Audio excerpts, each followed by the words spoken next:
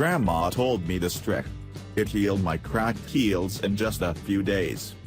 However, there is an easy solution to this problem, which will take you a couple of simple ingredients and a little of your precious time. After you're done, you can enjoy watching your regenerated feet work the same as before. Here is how to do it. Step 1. Warm water treatment.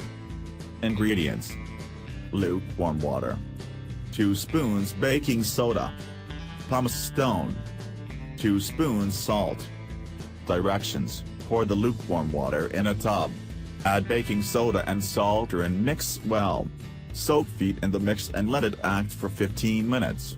Finally, exfoliate feet with pumice stone and dry them off. Step 2. Scrub. Ingredients: 2 spoons oil, sugar. Directions: take a bowl and mix the 2 oil spoons and 1 spoon sugar. Massage feet with this scrub for 5 minutes. Finally, rinse them as per usual. Step 3. Moisturizer. Ingredients: a candle, oil.